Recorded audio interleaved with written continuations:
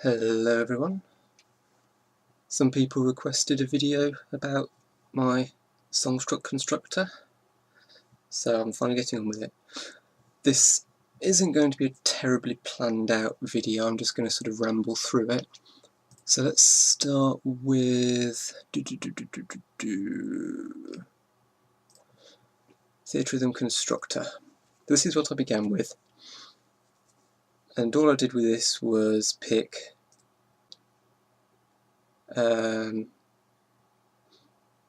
just any old bit of music.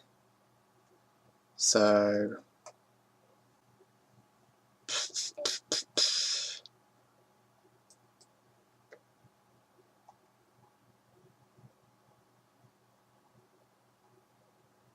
I don't know why I'm taking so long. Let's go Carnival because I like it.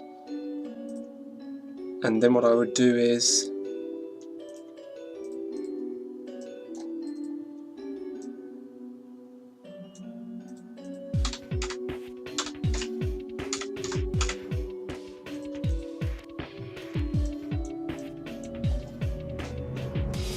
so I can speed it up, slow it down.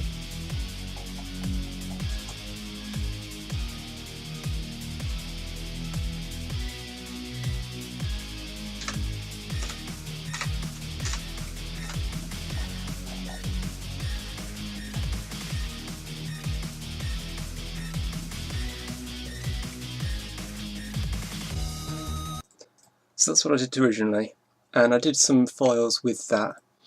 So for instance, if I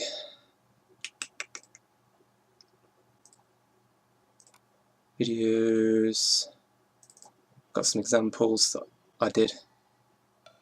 So this was using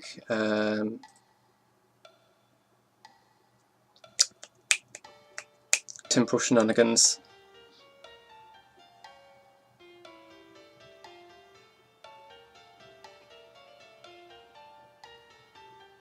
As you can see, it's tiny because I hadn't gotten used to using fraps with Game Maker at that point. Oh, we've got is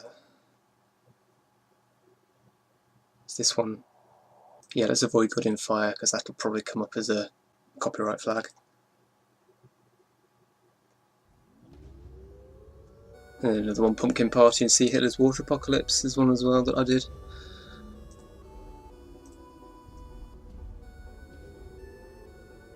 So that was the program I had to start with. Then more recently I decided to do how did I do this? Oh yeah, I did this originally, but then did I? You know, I can't remember. Let's have a look. No, I must have changed the resources or something, because then what I did was this one.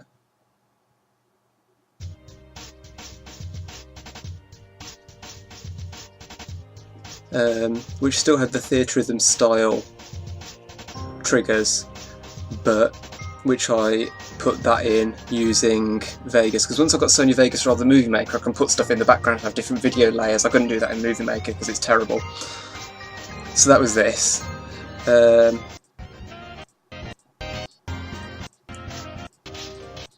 obviously I didn't want to keep that and get mess like this because I'm not very good at doing rapid triggers and not making a mess of it.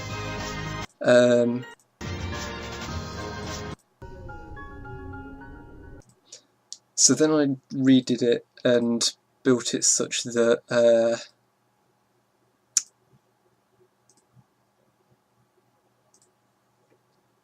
I changed all the sprites, so we got these. This is how it all works. Let's change this back to inverted so I can show you what I did when I was building it. See how horrible that looks. Sounds, this is currently set to Sky and Skirmish because that's the one I did. So, by way of demonstration,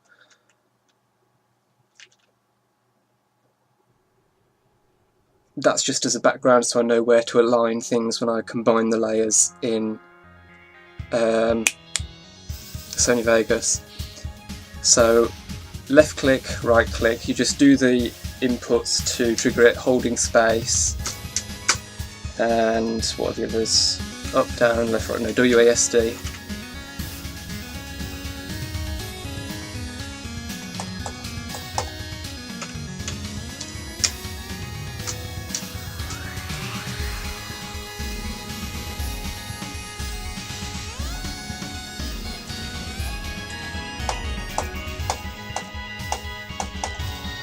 So you do that, and then it's backspace to change mode. I don't want to do that. The other thing is if you do a trigger pattern, whatever, and then press enter, it saves it. So if I now go into playback mode,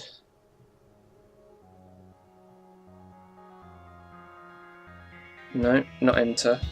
I've forgotten which button, which key it's set to. Bear with me. It is.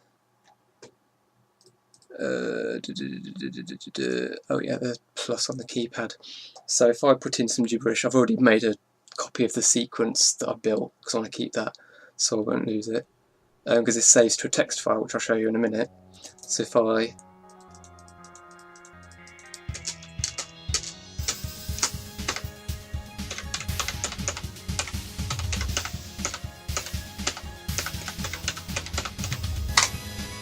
okay, that's saved and playback. So it'll be gibberish, but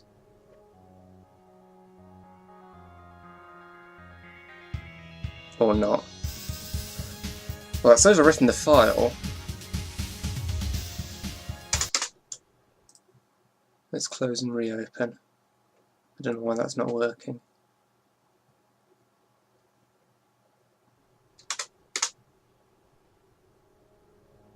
Go away.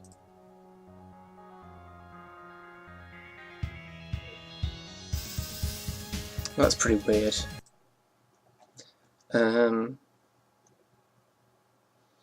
I've just been giving everyone a preview of the next. Oh no, this will be going out after that Crash Bandicoot thing. Never mind. Right, let's find the sequence. So this is the file it saves to, and it saves not signatures, but timestamps in hundredths of a second, then which trigger it is, and then that gets read back in. And I don't know why it's not working. Let's grab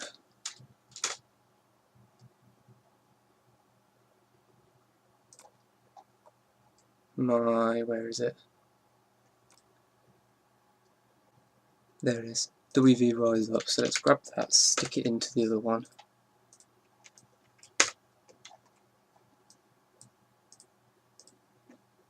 And try this again. I mean, it should work because I haven't messed with this program since recording the... And it played it back fine a minute ago. Okay, I don't know why the other one wasn't working, but this is what happens when you play back the file. And that's flashing. I used that, check the timings were about right. I know I've got one of the holds a bit wrong, so I'll correct that, just show you what I do.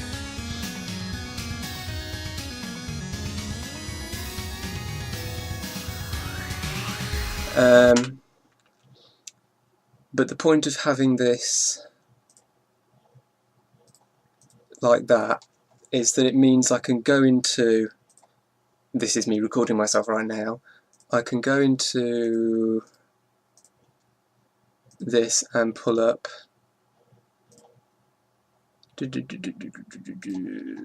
skirmish, and I can go in and I can zoom in and I can look at where the peaks are for beats and get the exact time and use that to correct this. So let's find that oh, I've got too many things open now. Let's just find the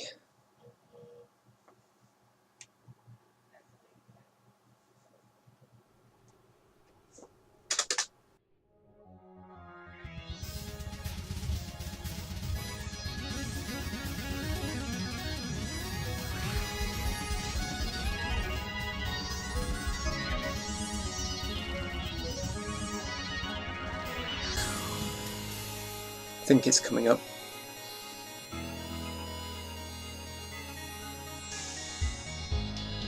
I think it might be this one. No?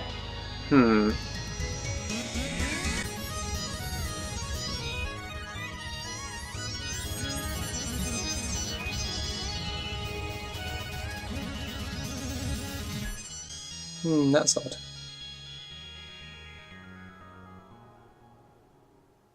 I don't know which one it was then. But, and then end of file. Now let's just talk about the way it generates the triggers. Originally I had it so that the timestamps were relative, so it would be from each trigger it would then measure how long it was till the next one. There were some issues with that. Initially I thought it would make it easier, but it doesn't. That was stupid, it makes it harder. Having absolute times means I can compare it to the actual file to find out where it should be. But what it allows, the way it's generated, originally I would record it so that it was timed. They would come on screen when I clicked or pressed the key, and then all I would do in editing is offset it, because essentially I'd be timing what should be here would be over here, and that was fine, that worked.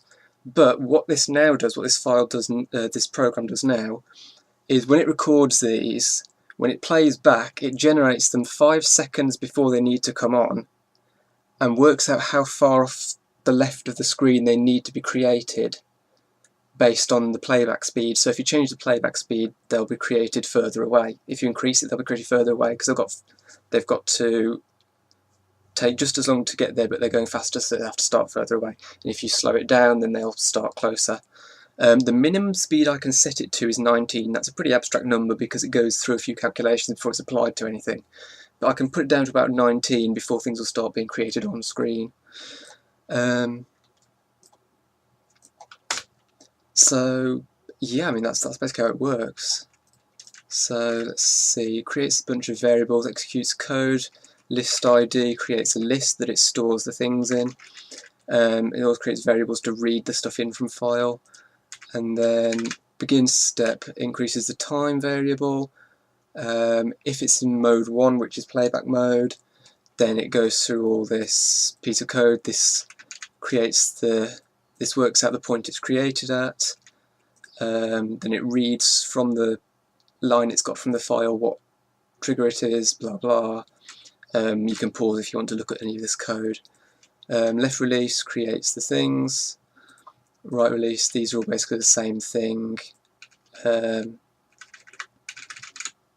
that's just to save it, so it then opens the file, writes to it, and closes it.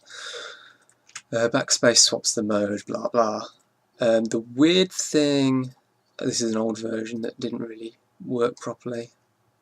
There's the mark, that's just the thing that makes it change to the inverse colour one when I'm checking things. They get the speed set when they're created. Actually no, not when they're created, as they're moving.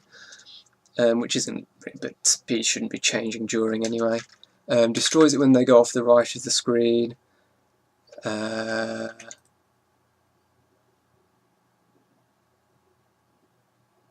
That's the thing that checks when it's on top of the mark to make it flash during the checking.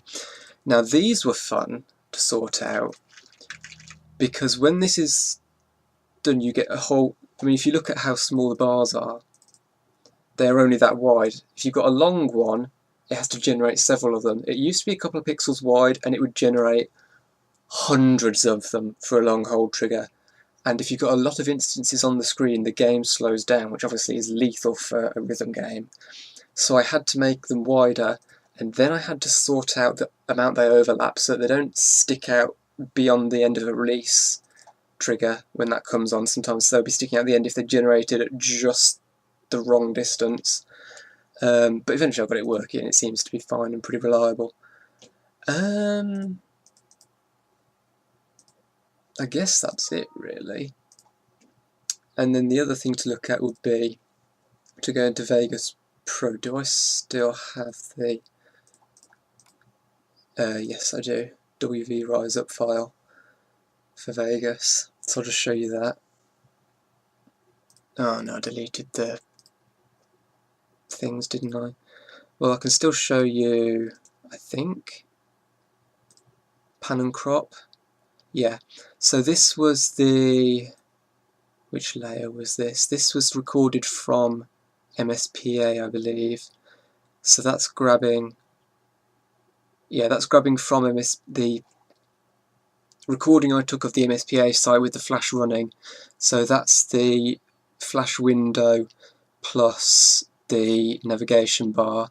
So it's 650 wide, 515. So that's all of, get there eventually. That's all of what goes in here. So it's that bit and that. So that's then overlaid. Let's close that. That's then overlaid on top of this layer, which is, oh no, that's the audio from the flash, from the website, from the screen being recorded. And then this one is from the Game Maker window, taking the footage of the gameplay. And that's basically it. That's all that went into this. So yeah, that's pretty much it.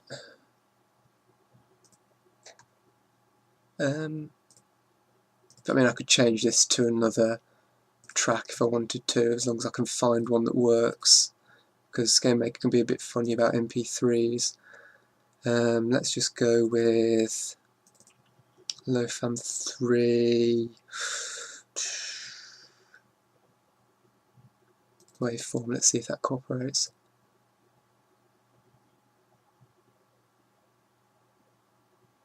Nope. Okay. Aqueous Armageddon.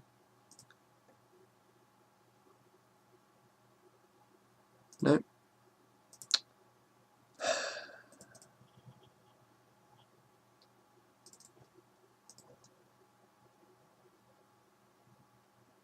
No.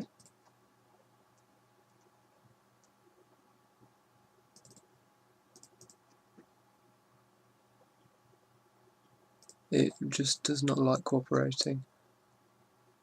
Let's open something else. Let's go for, well, let's just do this and do it as a wave. So I'm going to do it via this. Let's go back and go to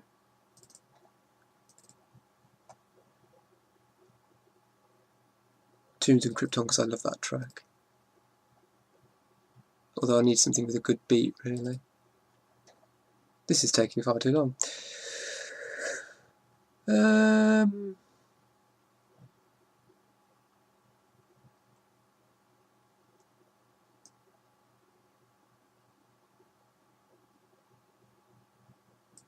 Yeah, let's go with Courtroom Shuffle. Let's try it first. No, edit. So that creates a file as an MP3, and then what I can do is export that as a WAV file.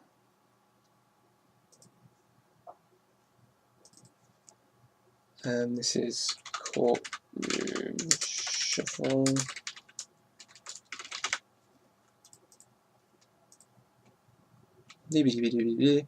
And then go back into this, load audio for LPs, because that's where I stuck it. Courtroom Shuffle, should be able to play it. Yeah, so then what I can do is do this and generate a sequence for this. So, I mean, this hasn't been used in a Flash, this wouldn't get put with anything, but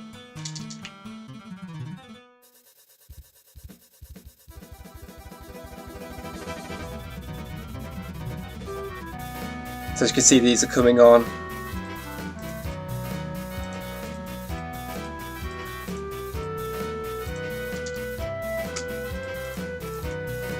On the left.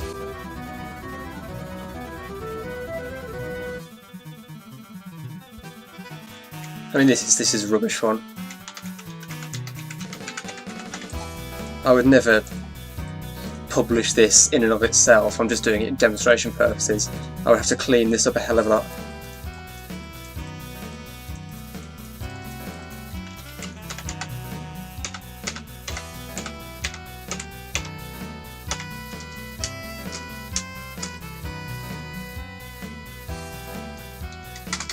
Let's save that and see if it'll cooperate.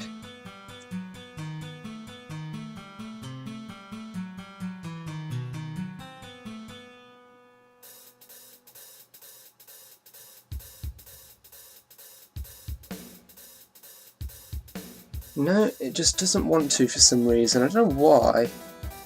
Let's just close that version of it and then reopen. So this is the file I've just created, and let's compare it to WV Rise Up and see why there would be any differences, because there shouldn't be. I mean, this is strange. I don't know why it's not. Let's put in debug mode. Sorry, I'm debugging my program on video. Oh well, I'll leave it in. Some of you might find it interesting. So, show global variables. Let's have a look. These are the read-in files. There's the time variable. And then let's playback mode. So it's reading the -116. Right.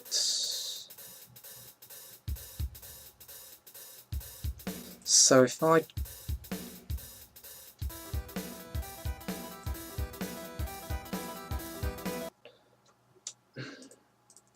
I take out some of the, what's the first one on here? 715. So if I delete everything before 715 here and see if it copes any better, I'll lose some triggers, and everything will probably go hilariously out of line as a result, but we'll just go with it. So if I now play this back, it should do something, hopefully. That was probably just struggling with a negative time reading. Don't know why it's generating negative one, shouldn't it?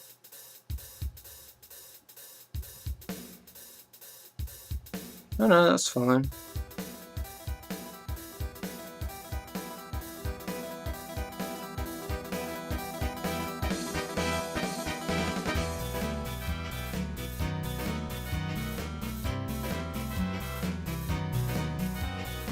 Yeah, that appears to be exactly right. Okay, I don't know what the deal with that is then, why it's got a bunch of triggers at the start that shouldn't be there. But yes, as you can see, that's now generating what I put into it. The timings are terrible. What I would do is I would go through and I'd tweak all the timings in the file here. I mean, if you look at this, these are all regimented to half seconds or similar. With an offset of 1.5, but 1.565, 1.565 all over the place, because Sky and Skirmish is a very regular track. Because it's a marching tune, isn't it? So once I'd realised that was the case, I went through and did that to pretty much all of the triggers. Anyway, I guess that's it. I don't think there's really anything more to say about this other than ask whether anyone's got requests for flashes they want to see me do. The size of the... I'm gesturing with my hand again. The size of this window is designed such that it can accommodate S Game Over, S Act 6 Intermission 3? Whichever one it is that had the fancy moving panels thing when we started. No, it must be Intermission 1 then, wasn't it? New gameplay feature? Whatever. And Cascade. So... I designed it to be able to accommodate any flash page in principle from Homestuck. Yeah, that's it. So I hope you found at least some of that interesting amidst all my waffling. And thanks for watching.